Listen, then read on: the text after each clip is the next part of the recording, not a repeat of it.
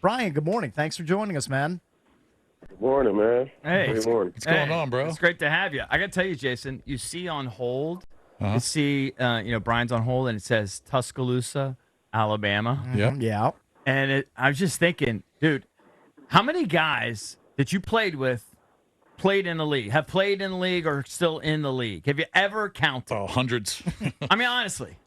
I probably would lose count after about two handfuls. Yeah. For sure. Oh, for sure. Dude, when we started at I mean, Alabama, like literally two hands, two times. Like, All right. you Right.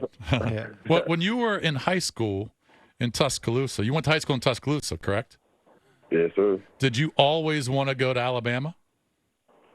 I did, but more than anything, I just wanted to, I wanted to just go play at a SEC school. Right. Obviously, the pinnacle of those schools was Alabama, but I knew that was just just the far-fetched dream. But, that was always the dream, So once I got that offer, I knew for sure. Right. What were the other offers? What offers did you have in your hand besides from the University of Alabama? Yeah, give us your top Just rattle them four. off. Yeah. When I committed to Alabama at the time, I had Alabama, Georgia, Auburn, and Oregon. So, Wow. That's a pretty good foursome. I don't know where Oregon was. That was only because some of the coaches from Alabama at the time was that Crystal Ball had went over there at the time, and so I was just getting interest from those guys. Dude, imagine. You just missed NIL, right? Or was there at the very end of your... He might have missed it. I did not miss it. I caught literally the first cent. Beauty. I caught the first cent of it. I got my last season at Alabama, my 5th year. Yeah. I caught the first stint of Nice. So what were some? I'm so jealous. What were some of the nicer NIL deals that you had when you left Alabama? I got a brand new car. I got a bed. I got a Tempur-Pedic bed and mattress. Excellent. Nice. A lot of money. Nice. It's fantastic. Nice. That's so cool, man. Hey, why don't you tell us who were the running backs who were ahead of you when you showed up on campus for the first time? When I first showed up, the running backs in the room at the time was Damian Harris, Bo Scarborough, Josh Jacobs, B.J. Emmons, Ronnie Clark, Najee. That was the whole room, and then me, so. I thought Kamar was there. No, am I wrong? No, that's Kamar earlier. was older. He left and went to Tennessee. Yeah, he transferred. Yeah, he said, "I can't crack this room with Derrick Henry in it. I need to split. I mean, B-Rob, I need to get out of town." he shows up, you got Najee Harris and Josh Jacobs. Pretty So sick.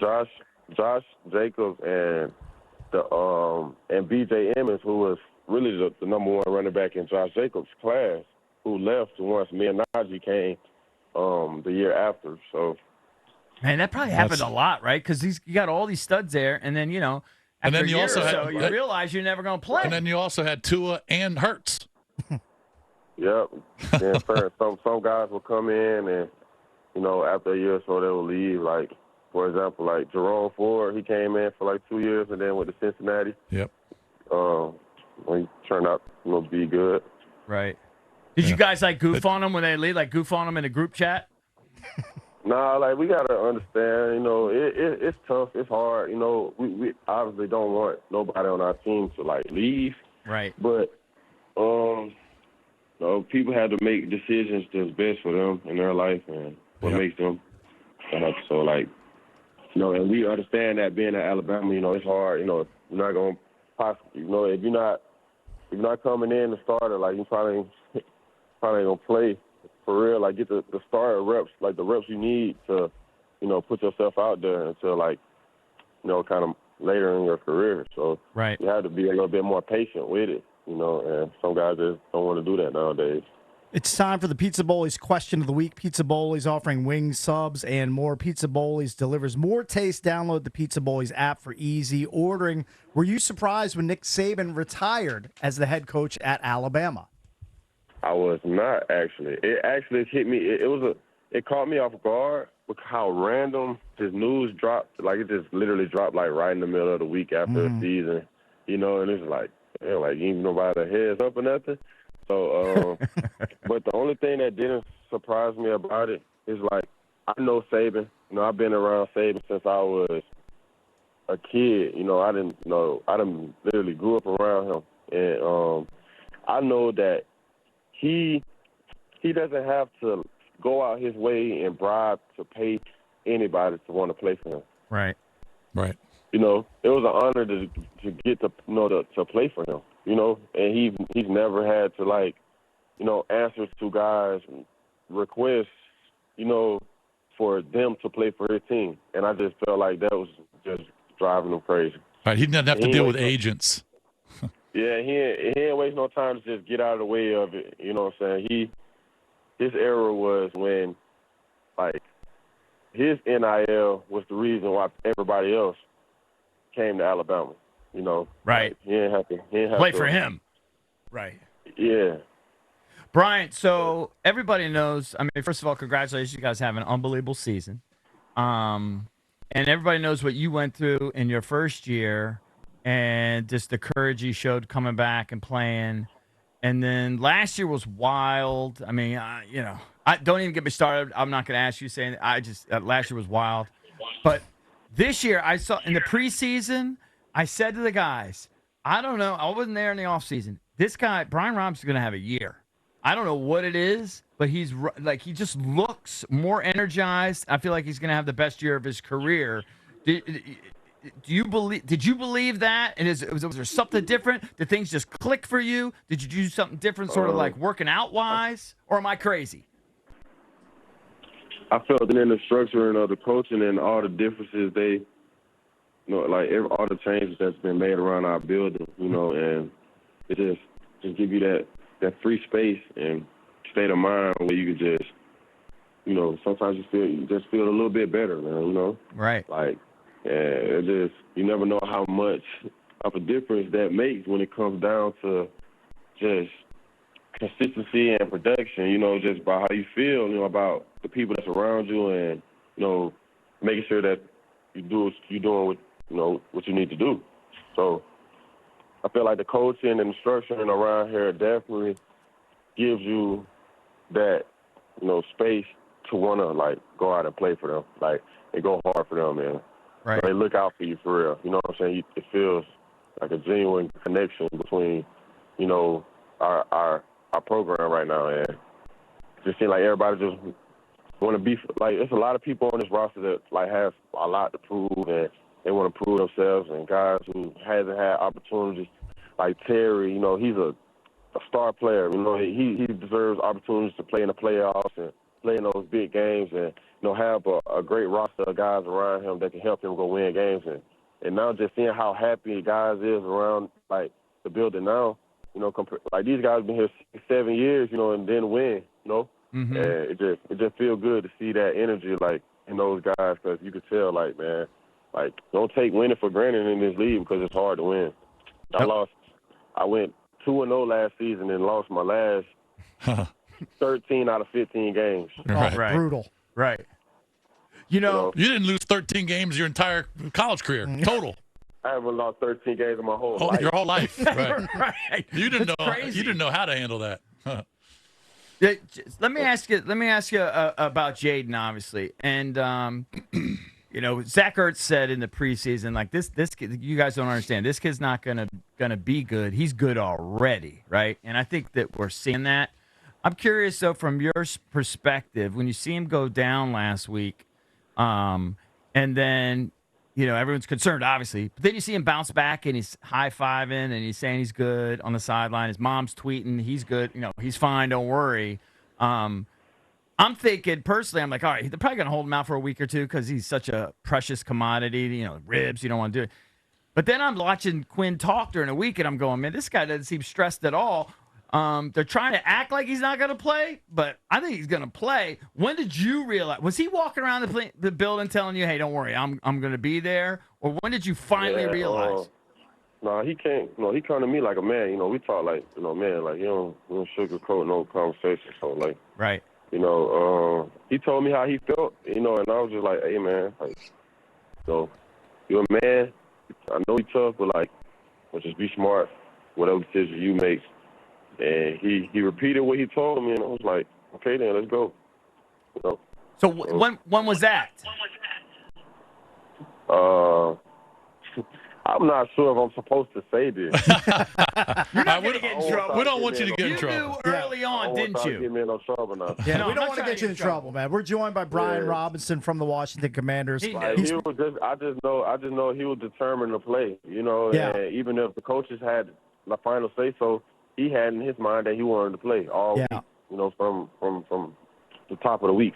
Hey, Right. So Great answer. B-Rob, who did you hug first when you saw the Hail Mary completed? What was that scene like? Describe man, that for I us. don't know. I ran straight down the field and jumped on the wall. Oh, did you? That's funny.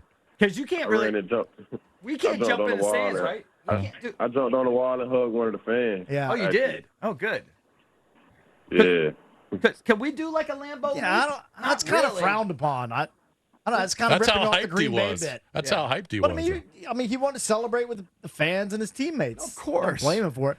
Hey, Brian, you're cool with us calling you B-Rob, right? Because I remember Gibby. He did not like Gibby as his nickname. You're cool with B-Rob, right? Yeah, that's cool. I actually accepted that name from Saban. Oh, really? Okay. Yeah, Saban was the first person to call me that. So, Oh, really? Okay. do all the guys call you that? Yeah, now everybody called me that now. Right. But Saban was the first one to call me that, and he was the first one I accepted that from. So, like, yep. Right. Yeah, well, if Saban Yeah. calls you that, you kind of have to accept it, right? I mean, you're not going to push Yeah. back on it. Hey, what, Yep. Brian? What have you, or B-Rob? What have you learned from the other guys in the room? Like, obviously, Austin's had tremendous success. McNichols has come in, and he's proven his worthiness when given the opportunity. I mean, I gotta imagine that you've learned a lot from those guys. You say you imagine about what? You've learned a lot from Yeah. those guys.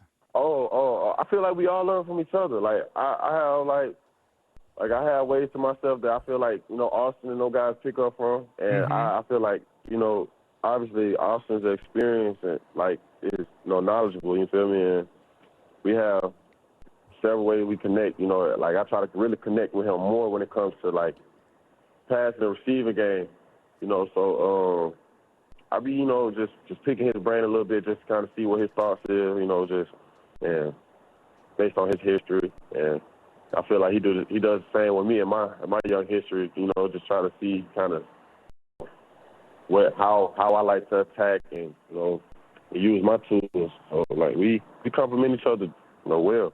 Right. Speaking of history, you've had success against the New York Giants in your career. Talk about facing that defense. Last time out, you went for 133 yards. Yeah, I mean, I just expected to, pick up where I left off at, and I'm comfortable with their personnel. I know what they're going to show against me. I just gotta make my plays, and I think I'm gonna have the opportunity to do that, and I will. Well, I don't doubt it. What can you talk about the offensive line? Because going into the season, I don't know if you're aware, but people were like, "All right, this is Jaden's going to be a game changer," but they still got offensive line issues. They still have maybe some issues in the secondary, but man, the offensive line has played outstanding. Are the holes bigger? Like what's going on? Why are you guys having so much more success? All right, we're just playing for each other, man. Guys are more serious about their work, the detailing their job. And I feel like that's something we haven't had around here. And now, like I said, Dan Quinn, the staff, do a great job of just making sure everybody on point and making sure the right guys on the field, like the guys that's going to, pay attention to all the details to make sure that, we can protect our quarterback and, be positive in the run game. So I feel like, we're off to a great start, but we just now, we got to turn the page a little bit now. It's time to, turn the page onto the second half of the season and really start to dominate, For sure. Now you got to take a different mindset. Hey, by the way, I'm very curious about the VR stuff that Jaden does. Have you ever put that headset on? Have you ever done anything like that? Why? I would think as a running back might help. I don't know. Are you curious? I might try it out, might be more of a quarterback type thing, but I'm sure it'll work for me and my, just work instincts and Right. people like, yep. I'll try it out, see what we got going. Talking to Brian Robinson, Commanders running back. Hey, B-Rob, back to that Hail Mary play. I'm sure you've seen the video of Tyreek Stevenson if you weren't watching it on the field. What did you make of that whole situation? Him not actually having his back turned on the offense while the play is happening for about 4 seconds. Yeah, that kind of explains his his attitude throughout the whole game. Like those 4 seconds, gave a great explanation of who he was. Wow. As a player and as a teammate. Wow. So, I saw McLaurin going at McLaurin was talking smack. Yeah, he definitely was. Yeah. So. Yeah, throughout the game. Well, Brian. Real quick before you go. Since you're going to be on weekly, I got to ask him about the This is important. This is important, B-Rob. Ready? You got to choose your intro song, your walk-up song. So when we had Jonathan Allen on, he had, can't remember who. It was a gospel song. It was a gospel song, but you can choose your own song. So when we introduce you, we'll play that coming out of commercial break. All right. Now you don't have to choose now, unless you already know. You might have an instant. Yeah, I'm gonna have you. I'm gonna see you something, man. It ain't gonna be my favorite song, but it's gonna be some versatile for the moment. You know what I mean? All okay. Right. All right. Do you have it now? Do you have it off the top of your head? No. I gotta look through my playlist first. Yeah, All right, look at your playlist. Let it marinate All right, a little and then bit. next week when we talk to you, can tell our producer, and we'll have it ready for you. Okay? All right.